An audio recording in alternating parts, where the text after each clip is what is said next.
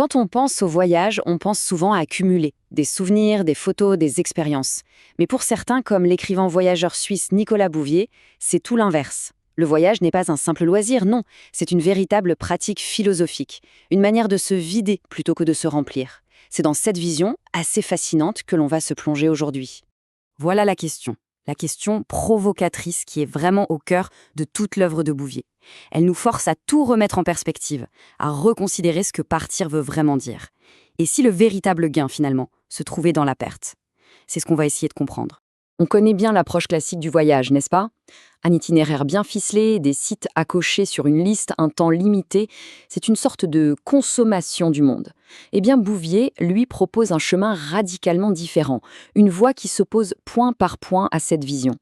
Alors là, ce tableau, il met les choses au clair. D'un côté, on a le tourisme. L'objectif, c'est de consommer des lieux, de voir le plus de choses possible. De l'autre, le nomadisme, selon Bouvier, où le but, c'est carrément de se perdre pour mieux se trouver. Le temps n'est plus un ennemi à maîtriser, au contraire, il devient un allié. On attend, on le laisse filer. On ne cherche plus le spectacle pour touristes, mais la rencontre authentique, l'altérité radicale. Et la conséquence, elle est sans appel. Dans un cas, on revient le même, dans l'autre, on revient profondément transformé. On arrive ici au premier grand pilier de la pensée de Bouvier, la dépossession. L'idée, c'est que le voyage ne sert pas à s'enrichir de nouvelles choses, mais bien à se vider. Se vider de ses certitudes, de ses préjugés, de son ego, de tout ce qui nous encombre.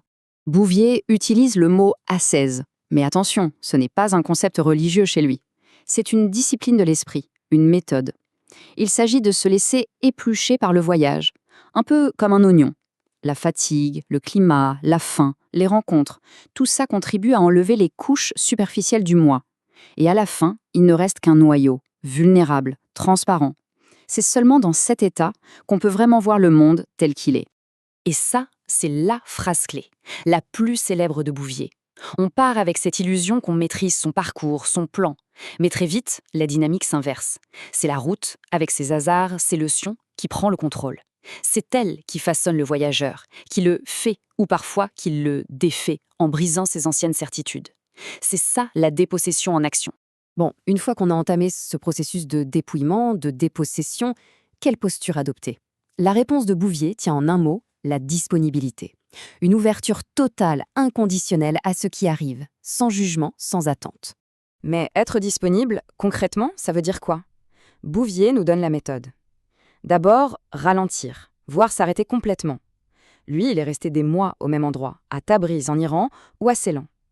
Ensuite, il faut jeter son itinéraire à la poubelle, abandonner les plans pour laisser la place à l'imprévu.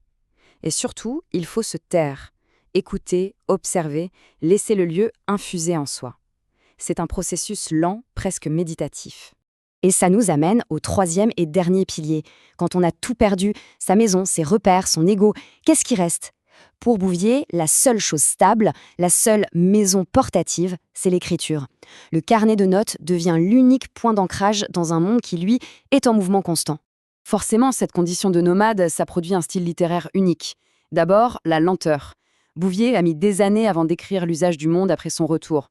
Il fallait laisser les souvenirs décanter. Ensuite, ses textes ne sont jamais de simples descriptions de paysages. Il y mélange tout, la musique, l'histoire, la peinture, pour créer ce qu'on pourrait appeler une géographie culturelle. Il ne décrit pas un lieu, il en révèle l'âme. Et on arrive au point crucial. Comment est-ce que tout ce processus, le dépouillement, l'ouverture, l'écriture nomade, comment tout ça se transforme en véritable littérature? Qu'est-ce qui fait que ce n'est pas juste un journal de voyage de plus?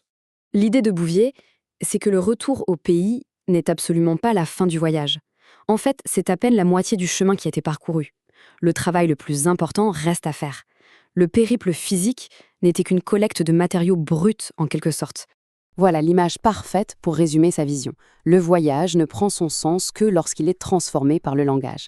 La route, avec ses virages, ses arrêts, ses rencontres, pour lui, c'est une sorte de grammaire, une syntaxe du monde.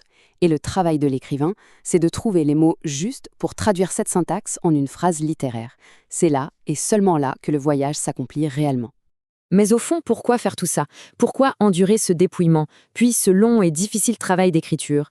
La réponse de Bouvier est d'une simplicité désarmante. Il ne s'agit pas de prendre, mais de donner en retour. L'écriture est un acte de restitution. c'est un cadeau fait au monde pour le remercier de la transformation qu'il l'a offerte. Et ça laisse une question en suspens. Et si chaque voyage était, avant tout, une chance